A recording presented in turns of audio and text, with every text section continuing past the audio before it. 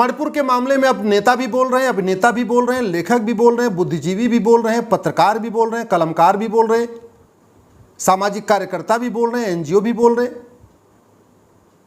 क्या मणिपुर में आग आज लगी है क्या? अप्रैल में पूरा मणिपुर जला है।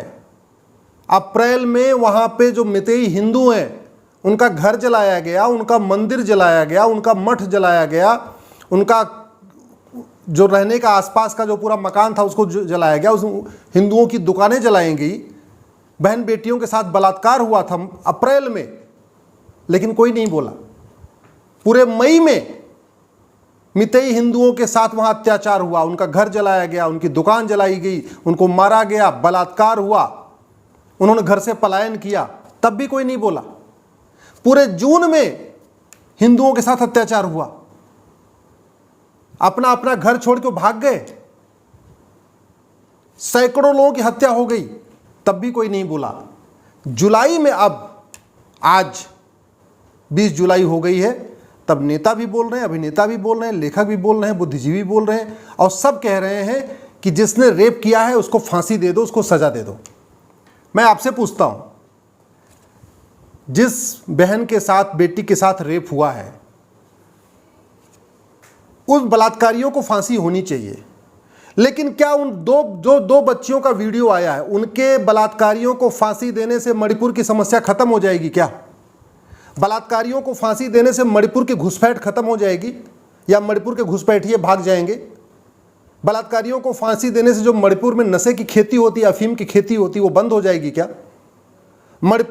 बलात्कारियों को फांसी देने से जो मणिपुर में धर्मांतरण का धंधा चलता है, पूरा का पूरा मणिपुर जो है, वहां पे क्रिश्चियन मिशनरीज ने वहां पे एक तरीके से पूरा हाईजैक कर लिया सिस्टम को, क्या धर्मांतरण रुक जाएगा? क्या बात कर रहे हैं? आज 3 महीने बाद नींद जागी है, सब लोग कह रहे हैं फांसी दे दो, फांसी दे दो, फांसी दे दो।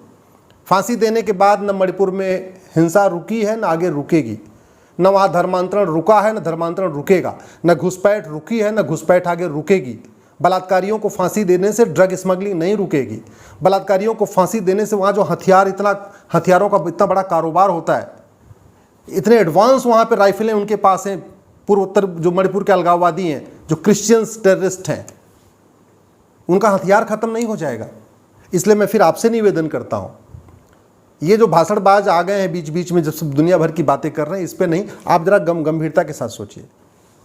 जब तक घुसपैठियों को फांसी देने के लिए कानून नहीं बनेगा, घुसपैठ को राष्ट्र की सुरक्षा के लिए खतरा घोषित नहीं किया जाएगा, घुसपैठियों के ऊपर एनएसए नहीं लगेगा, घुसपैठियों के ऊपर यूएपीए नहीं लगेगा, घुसपैठियों के ऊपर गैंगस्टर एक्ट नहीं लगेगा, जब तक घुसपैठियों की 100% प्रॉपर्टी जब्त करके उनको आजीवन कारावास या फांसी की सजा का कानून नहीं बनेगा, तब तक घुसपैठ खत्म नहीं होगी। घुसपैठ खत्म नहीं होगी तो मणिपुर में शांति नहीं आएगी।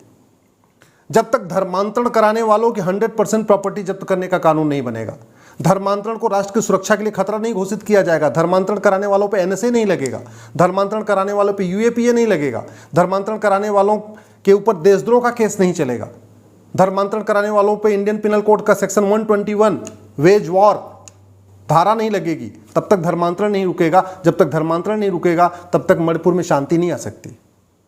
जब तक ड्रग स्मगलिंग को भारत की राष्ट्रीय सुरक्षा के लिए खतरा नहीं घोषित किया जाएगा, ड्रग स्मगलर्स को फांसी देने का कानून नहीं बनेगा, स्पेशल ड्रग के लिए स्पेशल कोर्ट नहीं बनेगी, ड्रग स्मगलर्स के ऊपर यूएपीए लगा के एनएसए नहीं लगाया जाएगा, जब तक ड्रग स्मगलर्स की 100% प्रॉपर्टी जब्त करने के लिए कानून नहीं बनेगा, उनको आजीवन कारावास फांसी देने के लिए नहीं बनेगा, तब तक मणिपुर शांत नहीं होगा। क्योंकि मणिपुर का मेन धंधा है अफीम की खेती, वहाँ अफीम की खेती चल रही है, वहाँ पे म्यांमार के रास्ते से वहाँ पे अवैध हथियार आ रहे हैं, म्यांमार के रास्ते से वहाँ रोहिंग्या आके बस गए हैं, जबरदस्त वहाँ घुसपैठ हो रही है, पूरा वहाँ मिशनरीज धर्मांतरण करा रही हैं। जो वहाँ पे मितेई हिंदू रहते हैं बेचारे, वो कितने बचे हैं? 45% के आसपास हो गए। अब जहाँ 80% हिंदू थे मणिपुर में, आज 42-45% हो चुके हैं। तो समस्या का स्थायी समाधान उन बलात्कारियों को फांसी देना नहीं है। फांसी होनी चाहिए, लेकिन इस समस्या का स्थायी समाधान नहीं है। इससे देश की एकता अखंडता मजबूत नहीं होगी, इससे मणिपुर में शांति नहीं आएगी। मणिपुर में शांति के लिए भारत की पहली बात, एक 1 नेशन 1 पुलिस कोड लागू करना पड़ेगा कि पुलिस इफेक्टिवली काम करे। जैसे यूपी में पुलिस बुलडोजर लेके घूमती है, जैसे मध्य प्रदेश में पुलिस बुलडोजर लेके घूम रही है, ऐसे ही मणिपुर की भी पुलिस बुलडोजर लेके घूमे, वहाँ के घुसपैठियों का घर गिराए, मिशनरियों का घर गिराए, धर्मांतरण कराने वालों का घर गिराए, ड्रग स्मगलर का घर गिराए, तब खौफ पैदा होगा। इसलिए one nation one police code चाहिए। मणिपुर के जो अलगाववादी यहाँ पे इतनी बड़ी उनको फंडिंग आ रही है, वो फंडिंग वो अपने आप तो बताएंगे नहीं, तरीका क्या है? नार्को पॉलीग्राफ ब्रेन मैपिंग कानून बनाना पड़ेगा। जो वहाँ पे मणिपुर में अलगाववादी, उनको पकड़ पकड़ के उनका नार्को टेस्ट करना पड़ेगा, पॉलीग्राफ करना पड़ेगा, तब वो बताएंगे कि उनको फंडिंग कहाँ से आ रही है, हथियार कौन दे रहा है, पीछे उनके कौन सा गैंग है, चाइना उनके पीछे है या यूरोप उनके पीछे है या खाड़ी देशों से पैसा आ रहा है, कहाँ से उनको इतने हथियार आ रहे हैं। तो नार्को पॉलीग्राफ ब्रेन मैपिंग कानून बनाना पड़ेगा। 1 घंटे के अंदर FIR दर्ज करने और एक महीने के अंदर जांच पूरी करने के लिए कानून बनाना पड़ेगा। पुलिस चार्टर लागू करना पड़ेगा। साल भर के अंदर सजा 100% सबको मिलना शुरू हो जाए। जुडिशियल रिफॉर्म करना पड़ेगा, जुडिशियल चार्टर लागू करना पड़ेगा। नहीं तो जज क्या करते हैं, जिधर से पैसा मिलता है उनको तारीख पे तारीख देते चले जाते हैं। न्यायपालिका में इतना भ्रष्टाचार हो चुका है कि अगर बड़ा वकील हो जाए, ढंग से खिला पिला दे पेशकार को और वहाँ पे नीचे स्टाफ को, तो तारीख पे तारीख मिलता रहेगा, कोई दिक्कत ही नहीं है। भ्रष्टाचार खत्म करना पड़ेगा। अगर वास्तव में मणिपुर को अपने भारत से जोड़ के रखना है, मणिपुर को बचाना है, मणिपुर की संस्कृति को बचाना है, मणिपुर की भाषा को बचाना है, मणिपुर के तीज त्यौहार को बचाना है, मणिपुर के रीति रिवाज को बचाना है, तो one nation one tax code लागू करना पड़ेगा। One nation one tax code को लागू किए बिना भ्रष्टाचार खत्म करना नामुमकिन है, और भ्रष्टाचार को खत्म किए बिना देश में शांति नामुमकिन है। घुसपैठिए घूस दे के आते हैं, चाहे वो बांग्लादेशी घुसपैठिए हो, चाहे रोहिंग्या घुसपैठिए हो, चाहे वो असम में जो घुसपैठिए आ रहे हैं या बंगाल में जो घुसपैठिए आ रहे हैं या चाहे मणिपुर में घुसपैठिए आ रहे हैं। 2000 रुपये बॉर्डर पे देकर अंदर घुस जाते हैं, 2000 रुपये में राशन कार्ड बनवा लेते हैं, 2000 रुपये में ड्राइविंग लाइसेंस, 3000 में ड्राइविंग लाइसेंस बना लेते हैं, 2000-3000 में बर्थ सर्टिफिकेट बना लेते हैं, 10,000 रुपये खर्च करते हैं पासपोर्ट बनवा लेते हैं, 10 से 20,000 रुपये में 5-5, 6-6 डॉक्यूमेंट बनवा लेते हैं। जब तक भ्रष्टाचार को देशद्रोह घोषित नहीं किया जाएगा, जब तक घुसपैठियों और उनके मददगारों की 100% प्रॉपर्टी जब्त करने के लिए कानून नहीं बनेगा, जब तक घुसपैठ को राष्ट्र की सुरक्षा के लिए खतरा नहीं घोषित किया जाएगा, घुसपैठियों पे NSA नहीं लगेगा, जब तक घुसपैठ को देश के खिलाफ एक युद्ध घोषित नहीं किया जाएगा, और इंडियन पिनल कोड का जो सेक्शन 121 है, वेज वॉर, कि देश के खिलाफ जो युद्ध करे उसके खिलाफ सेक्शन 121 लगता है। ये घुसपैठिए क्या करने आ रहे हैं? देश के खिलाफ युद्ध करने तो आ रहे हैं। तो ये जो मणिपुर में घुसपैठिए आए हैं, जो बंदूक लेके घूम रहे हैं, इनको ऊपर सेक्शन 121 क्यों नहीं लगा रही सरकार? मैं फिर से बार बार कह रहा हूं, नेता बहुत अच्छी अच्छी बातें करें, बहुत बड़े बड़े भाषण दे, उससे जमीनी हालात नहीं बदलते। चाइना के नेता कभी बहुत बड़ी लंबी लंबी भाषण नहीं देते।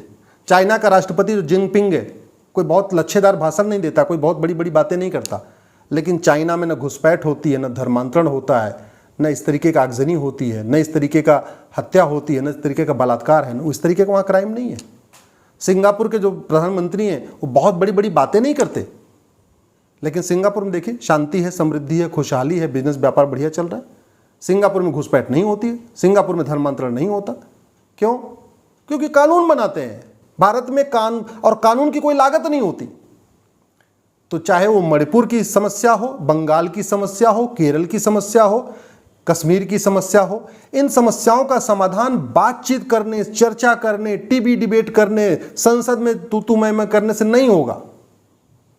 समाधान है कानून, और जिसकी कोई लागत नहीं होती। इसलिए मैं आप लोगों से निवेदन करता हूं, अपने अपने सांसदों के पास जाइए, 10 लोगों का ग्रुप बना के, 15 लोगों का ग्रुप बना के, 20 लोगों का ग्रुप बना के, और एक ही सवाल पूछिए कि जो समस्या भारत में है वो चीन में क्यों नहीं है, सिंगापुर में क्यों नहीं है, अमेरिका में क्यों नहीं है, जापान में क्यों नहीं है।